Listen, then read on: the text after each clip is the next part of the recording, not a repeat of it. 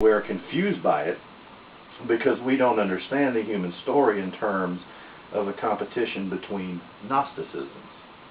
A Gnosticism is a set of beliefs that define what a people believe to be ultimately important and therefore foundational in answering the age-old and unavoidable questions. What is reality? What are human beings? And what is the job of humans in that reality? The stories, the word for story in Greek is myth, that answer those questions form our religious perceptions, which I'm defining as the Gnosticism of a particular people, from which comes culture, that system of sentiments, from which grow the particular ways in which particular people behave toward and with one another and other peoples. Those sentiments and behaviors found legal systems where such get codified. This progression is simply unavoidable. Those who argue that we've got to get religion out of politics are arguing for the impossible. It's akin to arguing that we humans have got to find a way to breathe without an atmosphere. America, being idealistic and almost completely uninterested in philosophy, even that which inspired its own creation, is blissfully ignorant of the history, that conflict of cultures, into which it dares step to rectify ancient error. Today, any talk of the South's defense is immediately dismissed as racist because its idea of liberty has been tied to a defense of slavery and segregation by modern Jacobins, the sand in our eyes, if you will. And we have played into their hands on far too many occasions through our own ignorance. That fact has proved enormously convenient and useful to the real enemies of liberty. So we must find a way to separate the idea that culture, those religious perceptions and the system of sentiments and behaviors they inspire, is somehow associated with skin color. The degree to which we have allowed that error in logic to mislead is precisely the soil in which the seeds of the destruction of such a society grew up into the green plant of the issues of slavery and race as political weapons used as tools for its destruction. That destruction has gotten so nearly complete that it has become our atmosphere, and I believe is the reason that modern Americans cannot see clearly how their answers to some of these issues are shaped by that secular religion and not by those of Christianity. The existence and influence of Christianity shaped the world in which we live today, and our modern world's existence would simply not be possible without it, which is why the founders of our country believed they had to and were setting the foundation of the U.S. government, that codification of religion, specifically Christian, and culture of which I spoke a moment ago, on that Christian base. And that is the fundamental intellectual dishonesty. The social utopians want us to believe they have a replacement for that progression of religion to culture to law. In fact, because they view that equation as having yielded by its very nature the sorry record of human mistreatment of one another, they define it as inherently racist. And in fact it is, if one answers those questions: what is reality? What are humans? And what is the job of humans in that reality, the way the social utopians desire them to be answered? And here we hear an echo of Confucius, who insisted that for society to remain intact, correct definitions must be maintained. Indeed, cultural conflict is the crux of the matter.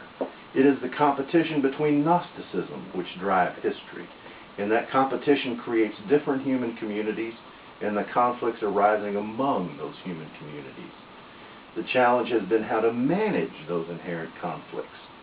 The utopians seek the end of those inevitable conflicts, not to manage them. American history, which is largely Southern history before Lincoln injected French radical utopianism into our blood veins, is precisely a target because it was potentially the most successful model for controlling those conflicts humanity has ever invented, and as such stood in the way of the utopian project of ending them.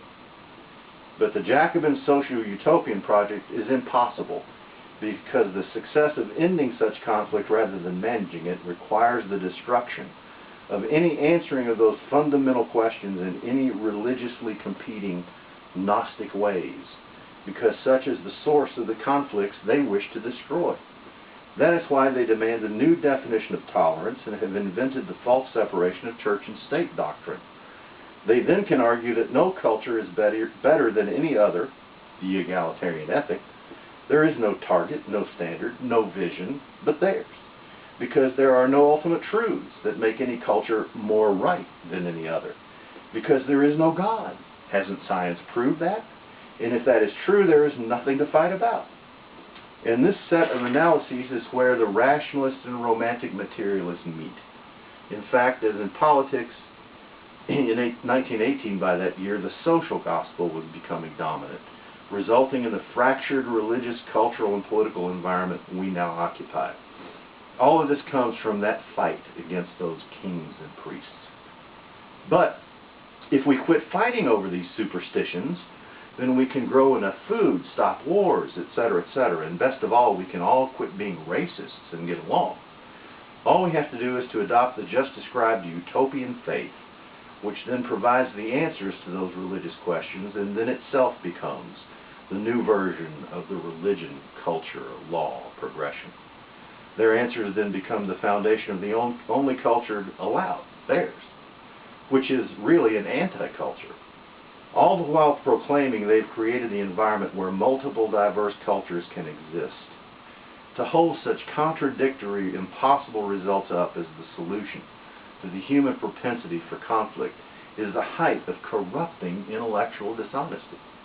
Indeed, the South is vilified precisely because it refuses to accede to the utopians' demand for abject surrender to this falsehood, and is why Richard Weaver called the South the last non-material society in the world. It might be helpful to hear an excerpt from scholar Eugene DeGenevis, a lifelong communist, in his book, The Southern Tradition, The Achievement and Limitations of an American Conservatism. Quote, "Today we are witnessing a cultural and political atrocity. Southerners are being taught to forget their forebears or to remember them with shame. The Northern victory in 1865 silenced a discreetly Southern viewpoint and sanctified Northern institutions and intentions. In consequence, from that day to this, the Southern conservative critique of modern Gnosticisms has been wrongly equated with racism and white supremacy.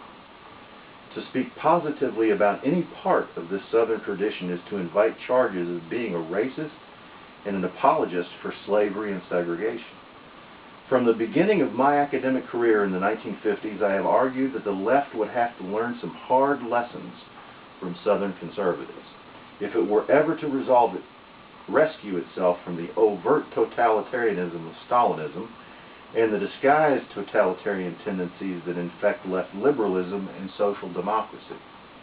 The hard lessons I have had in mind, which especially concern the less rosy view of human nature and the irrationalities of its radical egalitarianism, which is the philosophy that won the American Civil War. For a decent respect to the opinions of mankind requires that those of us who spent our lives in a political movement that piled up tens of millions of corpses to sustain a futile cause and hideous political regimes have a few questions to answer.